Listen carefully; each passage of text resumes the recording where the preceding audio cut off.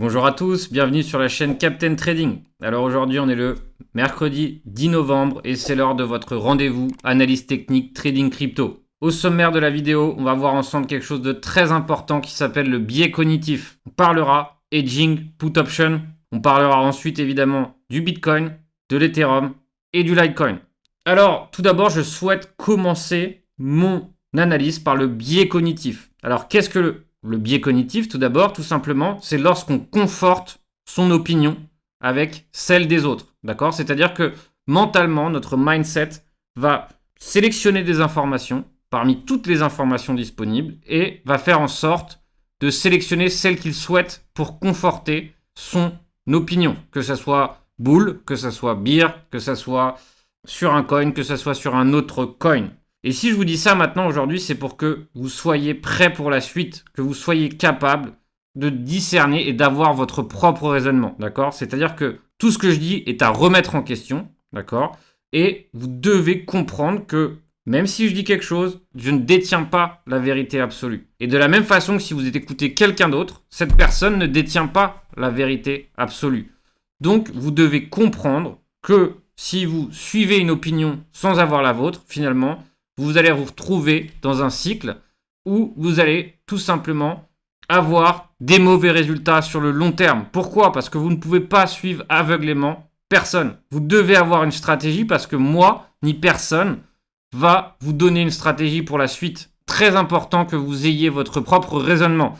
C'est ce que j'essaye de faire tous les jours avec mes élèves. De leur inculquer la façon de faire, d'avoir un plan, de se préparer pour tout type de scénario, que ça soit haussier, baissier, de se préparer, de se hedger, de se couvrir à la baisse et évidemment d'être profitable dans tout type de conditions de marché, d'accord ? Bear, bull, etc. Et je vois très bien que mes élèves progressent et qu'à chaque correction, ils ne perdent pas 30-40% de leur capital à chaque fois. Donc ça, c'est vraiment quelque chose qui est très important. Si vous avez cette faiblesse de biais cognitif, c'est tout à fait normal, on l'a tous eu au départ.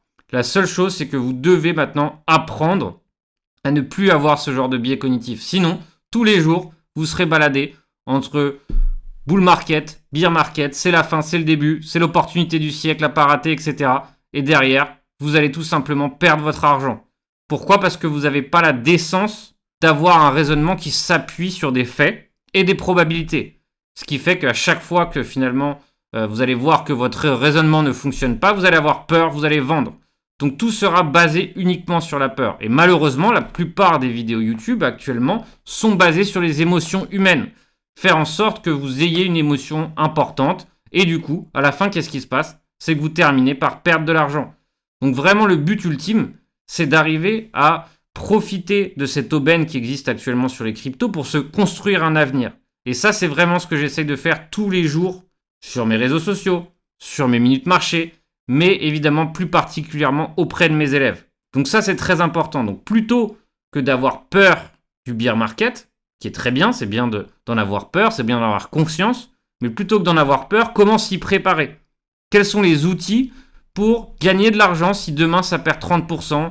Quels sont les outils qu'utilisent les professionnels, les institutions, pour justement ne pas subir les conséquences d'une perte trop importante ? Eh bien, ça s'appelle le hedging. Le hedging, j'en ai déjà parlé avec vous, j'en parle souvent. J'ai 2 tutoriels sur le hedging.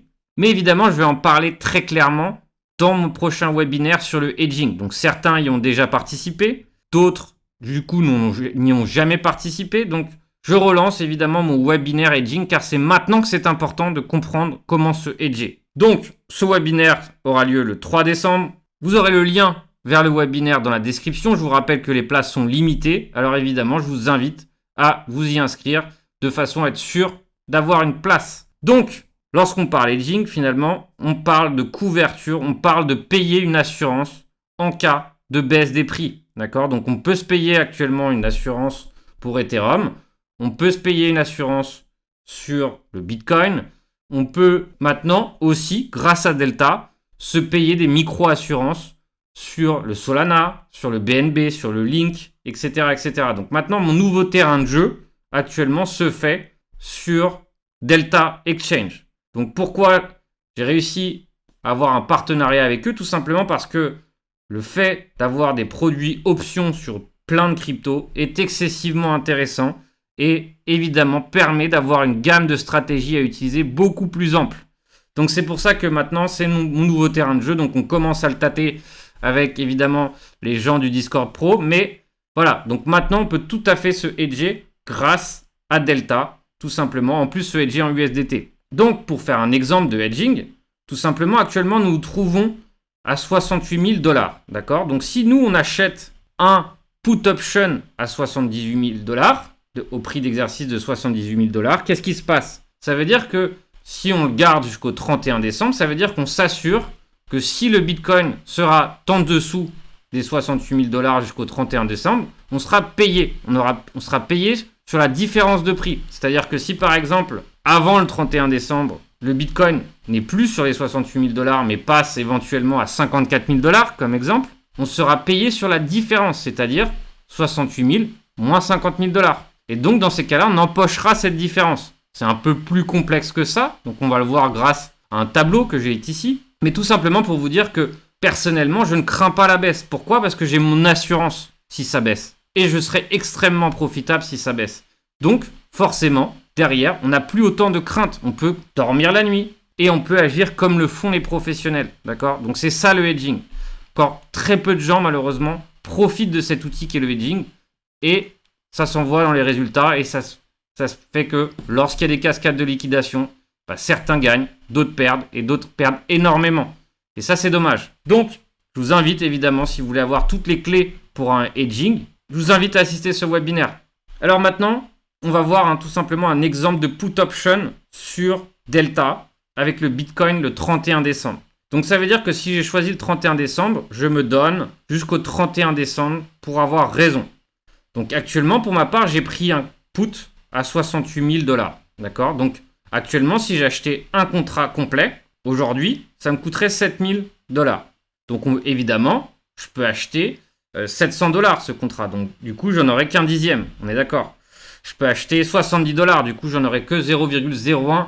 D'accord? Mais là, je vais partir d'un chiffre rond avec 7 000 $. Donc ça veut dire que mon risque maximum dans ce cas de figure, c'est 7 000 $. Donc je risque au maximum un montant de 7 000 $ pour avoir ce contrat. Donc si le Bitcoin, avant le 31 décembre et que je n'ai pas revendu mon contrat, expire au-delà de 68 000, donc c'est-à-dire à 70 000, 72 000, j'aurais perdu mes 7 000 $. D'accord? En revanche, si le Bitcoin flanche et descend éventuellement à 54 000 $, qui est le prochain support, je serai gagnant et je serai excessivement gagnant.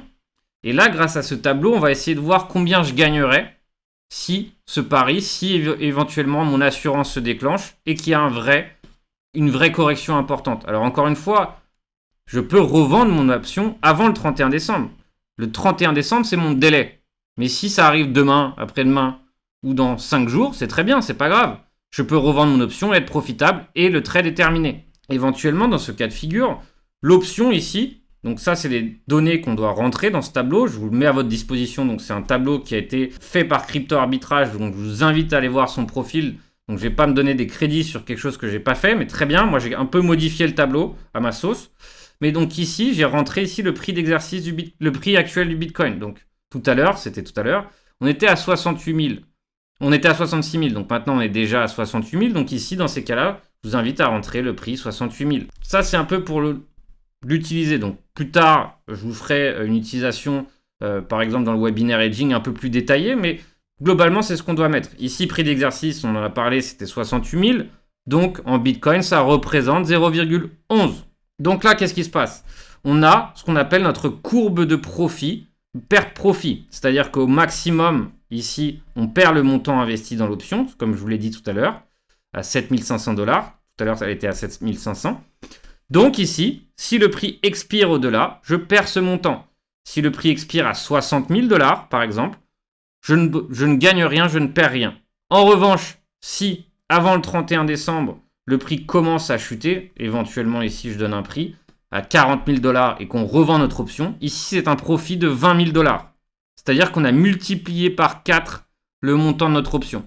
Donc vous voyez que c'est excessivement intéressant et que c'est excessivement rentable si ça se met en place.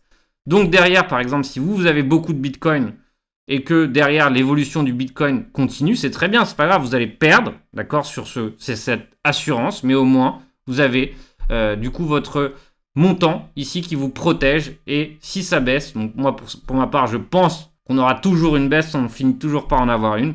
Dans ces cas-là, je souhaite avoir mon assurance. Donc j'espère que c'est clair au possible. Je vous rappelle que si vous inscrivez sur le lien du Captain ici, vous allez bénéficier de moins 10% sur vos frais sur Delta. Et si vous faites un montant de plus de 100 $ dans les premiers jours, vous allez avoir, en fonction de votre montant déposé, des frais régressifs. Donc je vous invite évidemment à soutenir la communauté en vous inscrivant au lien Delta du Captain, car c'est maintenant ma plateforme de prédilection pour les options, car elle est vraiment efficace et vraiment j'ai commencé à comprendre l'efficacité de ces contrats sur Delta. Donc ça fait longtemps que j'utilise, mais c'est vrai que maintenant qu'ils ont mis de plus en plus de dates et de plus en plus de coins, ça devient évidemment de plus en plus intéressant. Donc ça, c'est pour finalement comprendre que derrière, lorsqu'on a ce genre d'assurance, on n'a plus peur. D'accord ? On n'a plus peur que ça soit la fin du bull market. On n'a plus peur que ça soit le bear market. On n'a plus peur de rien. Pourquoi ? Parce qu'on a une stratégie supplémentaire à notre palmarès qui nous permet de gagner si ça baisse. D'accord ? Sans avoir à placer un short et d'avoir donc des probabilités énormes de se prendre un squeeze sur la tête. Alors, est-ce que j'espère, en tout cas, que c'est clair, un peu plus clair. Évidemment, lorsque vous participerez au webinaire hedging, ça sera évidemment beaucoup plus clair. Mais déjà, au moins, je vous introduis ce que c'est que le hedging et je vous introduis cet outil qui est utilisé par les professionnels. D'accord ? Pour ça que les institutions, elles n'ont pas peur de rentrer sur un marché. Elles ont leur stratégie de couverture. Et c'est ce que je vais essayer de vous enseigner et ce que j'essaye de vous enseigner de temps en temps aussi dans les vidéos. Mais au moins ici, j'ai pris un point clair dessus. Donc, maintenant qu'on a vu ce hedging sur le Bitcoin, on peut le faire sur l'Ethereum, on peut le faire un peu partout. Encore une fois, on n'a pas de limitation sur les coins. Surtout maintenant avec Delta, qui en offre sur un paquet de coins. Litecoin, XRP, BCH. Donc attention, il y en a quelques-unes qui ont moins de dates. On n'a pas des dates aussi long terme malheureusement, mais on a de plus en plus de dates et je pense qu'ils en rajoutent de plus en plus, ce qui est excessivement positif. Donc maintenant, qu'est-ce qu'on va faire ? On va évidemment essayer d'observer ce que nous dessine le Bitcoin. Donc hier déjà, il y avait un sentiment de peur, ça parlait déjà bear market, alors qu'on est encore uniquement dans une correction daily, d'accord ? Après un mouvement haussier. Donc, maintenant, qu'est-ce qu'on a ? On a cette résistance ici, bien marquée, bien définie ici, qui était notre nouvel all-time high à 68 000 $. Donc, qu'est-ce qu'on a ici ? Qu'est-ce qu'on doit comprendre ? On doit comprendre que, j'aimerais pas avoir une clôture qui se fait comme ça aujourd'hui. C'est pas vraiment quelque chose de convaincant ici qu'on a. C'est pas ça que j'ai envie d'acheter tout de suite. Pourquoi ? Tout simplement parce que pour l'instant, on a ce qu'on appelle un échec de franchissement. Donc, si on clôture ainsi, c'est pas du tout bullish, d'accord ? Ça voudra dire qu'on a gratté la liquidité et qu'on est en train tout simplement de gratter la liquidité pour refaire un mouvement baissier, d'accord ? Donc ce qui est intéressant, c'est que maintenant on a un point de repère qui est génial, c'est qu'on sait que maintenant notre prochain creux ici, des 65 000 $, est déterminant. Pourquoi ? Parce que s'il est franchi à la baisse, forcément, ça donnera lieu à une correction plus profonde. En revanche, s'il est maintenu, ça donnera lieu à ce qu'on appelle éventuellement une correction qui va donner lieu à un breakout haussier. D'accord ? Alors, comment on différencie les deux types de corrections ? On voit en fait que généralement, on a plusieurs types de corrections. On a ce qu'on appelle un échec de franchissement, donc ça arrive, et on a ce qu'on appelle un vrai fake out. Donc, qu'est-ce qu'on appellerait un vrai fake out ? Tout simplement, ça serait franchir ici ce qu'on vient de faire. Donc évidemment avec une clôture 4 heures, une clôture journalière, etc. Peu importe la time frame. Et ça serait évidemment de corriger ainsi et d'aller chercher ce creux. Et là, dans ces cas-là, on a une vraie correction et il n'y a pas de doute à avoir. Mais on a ce qu'on appelle des corrections bullish. D'accord ? Et qu'est-ce qu'une correction bullish ? C'est tout simplement un échec, mais un prix qui est résilient. Un prix qui veut vraiment continuer de hausser. Et dans ces cas-là, on aurait ici éventuellement un sommet en dessous du précédent, beaucoup de shorts se seraient placés. Et là, on a un creux équivalent au précédent et on retente. Et là, dans ces cas-là, on peut avoir ce qu'on appelle un vrai breakout. Donc, c'est ça qu'il faut essayer de comprendre et de se démarquer. Comprendre qu'il y a deux types de consolidation, bullish, deux types de rejet. Et derrière, évidemment, pour que je sois à nouveau, on va dire, optimiste face à une continuation haussière importante, ça serait une vraie clôture belle, journalière, au-dessus de cet all-time high. Si on est comme ça, c'est pas forcément très positif, d'accord? Tout simplement parce que pour l'instant, c'est un échec de franchissement, donc c'est pas une occasion sur laquelle on a envie de se jeter. En revanche, qu'est-ce que je constate qui est plutôt positif? C'est que lorsqu'on a eu cet énorme mouvement baissier, on a eu une énorme baisse de l'open interest, ce qui veut dire qu'un paquet de shorts ici ont couvert, un paquet de longues aussi ont été liquidés certainement, et donc ça implique forcément que éventuellement il y a pour l'instant un engouement pour essayer de faire ce breakout. Donc pour l'instant, il n'est pas validé, d'accord? C'est loin d'être validé, on le validera avec une clôture daily au-dessus du niveau, mais c'est plutôt positif pour l'instant. Mais évidemment à voir, d'accord? Parce que sinon, c'est ce qu'on appelle une absorption. Et dans ces cas-là, je vous invite à voir ma vidéo sur l'order flow. Et dans ces cas-là, vous comprendrez que ça, si on clôture tel quel, c'est pas forcément positif court terme. Maintenant, on va voir ensemble Ethereum, tout simplement parce que, évidemment, c'est les deux pionniers, c'est ceux qu'on doit voir en premier pour, évidemment, voir un peu qu'est-ce qui se passe sur le marché. Donc, pour l'instant, breakout. Donc, encore une fois, c'est pas assez pour que je sois enthousiasmé. Pourquoi? Parce que derrière, si on réintègre, c'est la même chose que si on avait tout simplement raté notre opportunité. Si on avait raté ce breakout, donc c'est pas forcément intéressant. Ce qu'on veut voir, c'est pareil, on veut voir une vraie belle clôture au-dessus du niveau pour que ça soit convaincant. Il faut suivre de près l'évolution d'Ethereum en observant la price action ici près de la résistance ici qu'on vient de dessiner. D'accord? C'est uniquement ça qui pourra nous donner, on va dire, une idée sur ce qui va se passer sur la suite. Donc pour l'instant, c'est une belle bougie 4 heures. La seule chose, c'est que j'aimerais pas qu'on termine en swing fail. Évidemment, ça serait ce qu'on ne veut pas voir. Donc maintenant, on va terminer sur LTC qui est à la cote actuellement. Donc est-ce que c'est le moment d'acheter? Évidemment, c'est toujours la question que tout le monde se pose. Surtout quand on est un investisseur débutant, on essaye d'aller se diriger vers ce qui bouge. Donc évidemment, je serai tout à fait précautionneux à l'heure de me placer. En revanche, je serais tout à fait intéressé d'attendre une correction qui viendra tôt ou tard sur le Litecoin pour me placer. Pourquoi? Parce qu'en termes de probabilité, j'ai beaucoup plus de chances d'être gagnant. Tout simplement parce que maintenant qu'on a une belle tendance haussière ici qui s'est dessinée sur le Litecoin, tout simplement, on a de fortes chances ici que la prochaine correction soit du coup un achat intéressant. Donc, évidemment, pour moi, la zone ultime la plus intéressante pour me placer serait ici à 2,35. Pourquoi? Parce que c'est la résistance majeure, l'ancienne résistance ici qui bloquait le prix. Donc, éventuellement, ça sera le niveau le plus intéressant pour se placer à l'achat. Donc, évidemment, on peut encore aller plus haut, d'accord? Mais on arrivera sur un mouvement fatigué qui, peu importe, à un moment donné, terminera par corriger. Donc, c'est à ce moment-là que je voudrais rentrer en scène.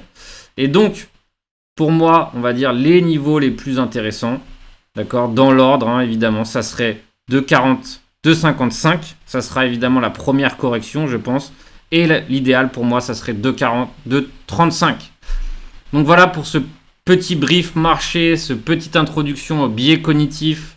Tout ça, c'est excessivement intéressant. N'oubliez pas que pour nous, le plus important, c'est de capitaliser sur ces mouvements, de capitaliser sur ces cryptos pour derrière nous construire un avenir. Et ça, c'est ce que j'essaie d'enseigner tous les jours dans mon Discord Pro en formation continue à tout l'ensemble des élèves qui progressent de jour en jour.